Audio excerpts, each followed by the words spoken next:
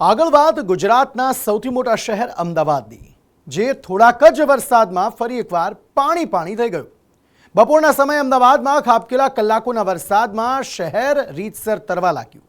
જ્યાં જુઓ ત્યાં વરસાદી પાણીનો જમાવડો દેખાતો હતો, પરંતુ અમદાવાદ જેવા સ્માર્ટ સિટીમાં નજીવો વરસાદ લોકોને તરવા મજબૂર કરે તો મહાનગરપાલિકા શું કરે છે તેવા સવાલ ઉઠ્યા છે।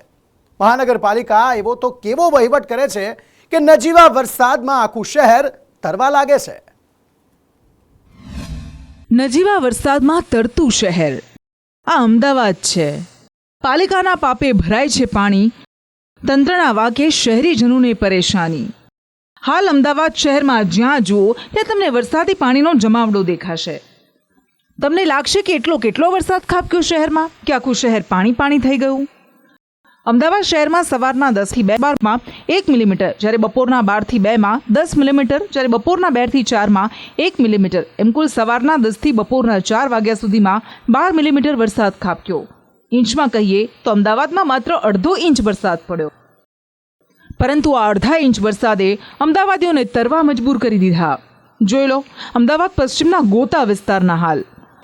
2 કલાક અંદાજિત વરસાદ વરસ્યો અને શહેરમાં જ્યાં જુઓ ત્યાં પાણી જ પાણી, એવું કહીએ તો કોઈ નવાઈ નથી। પ્રથમ નજરે જોઈએ તો કદાચ આ અમદાવાદમાં નદી વહેતી લાગશે, પરંતુ આપને જણાવી દઈએ કે અહીંયા આ કોઈ નદી નથી। શહેરનો કહેવાતો પોશ વિસ્તાર, ગોતા વિસ્તાર કે રહેણાંક વિસ્તાર આવેલો છે। ત્યાં ઘૂંટણસમા પાણી ભરાયા છે અને લોકો પરેશાન થતા અહીંયા નજરે પડી રહ્યા છે। ક્યાંક ગટરના ઢાંકણા ખુલ્લા નજરે પડે છે, જીવના જોખમે લોકો અહીંયાથી પસાર થતા પણ જોવા મળી રહ્યા છે। તો અહીંયા અનેક લોકોના વાહનો છે તે પણ બંધ થતા નજરે પડી રહ્યા છે। અમદાવાદ પશ્ચિમમાં આવેલા ચાણક્યપુરી વિસ્તારમાં પણ નજીવા વરસાદમાં ઠેર ઠેર પાણી ભરાયેલું જોવા મળ્યું।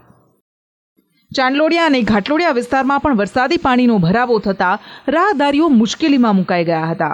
શહેરના સૌથી વ્યસ્ત એવા સીજી રોડ વિસ્તારમાં પણ વરસાદી પાણીના જમાવડાએ લોકોને હેરાન પરેશાન કર્યા હતા।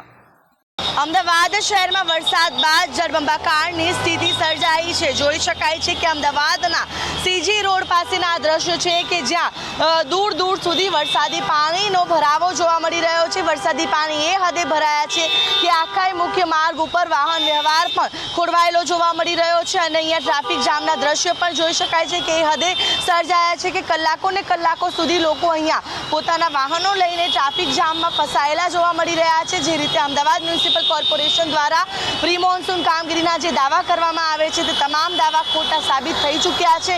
શહેરના પાંજરાપોળ વિસ્તારમાં તો પાણી ભરાવાને કારણે તેના ધંધાર્થીઓએ બોટ જ વસાવી દીધી છે।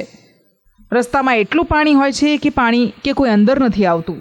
વાહન ચાલકો કહી રહ્યા છે કે એક બાજુ રોડ પર ખાડા પડેલા છે તો બીજી બાજુ પાણી ભરાય છે, ખબર જ પડતી નથી કે વાહન કેવી રીતે ચલાવવું।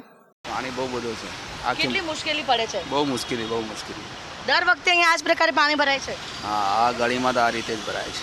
પાણી ભરાયેલું છે આગળ, એકદમ બાઇક બી અંદર ડૂબાઈ જાય છે। અચ્છા, નજીવા વરસાદમાં આ પરિસ્થિતિ કેટલી મુશ્કેલી પડે છે ને કોર્પોરેશનની કામગીરીને લઈને શું કહેશો? બહુ જ બેદરકારી છે કોર્પોરેશનના કામમાં। એમ બહુ જ તકલીફ પડે છે। ખાડાઓ એટલા છે કે પાણીના અંદર દેખાતું જ નથી કે કઈ જગ્યાએ ખાડા છે અત્યારે, અને ઓફિસના ટાઈમે પહોંચવાનું હોય તો પહોંચી નથી શકતા એમાં એટલા માટે। અમદાવાદમાં બપોરના સમયે પડેલા નજીવા વરસાદને કારણે મીઠાખળી અને અખબારનગર અંડરપાસમાં વરસાદી પાણી ભરાઈ ગયા હતા। અંડરપાસમાં વરસાદી પાણી ભરાતા તેને બંધ કરવા પડ્યા। મહત્વનું છે કે અમદાવાદ શહેરની આ હાલત માત્ર અડધા ઇંચ વરસાદમાં બની છે, જે સાબિત કરે છે કે અમદાવાદ મ્યુનિસિપલ કોર્પોરેશનની પ્રી મોન્સૂનની કામગીરી માત્ર કાગળ પર હતી।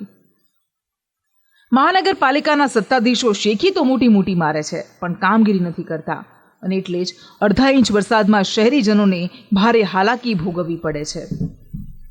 બ્યુરો રિપોર્ટ, સંદેશ ન્યૂઝ।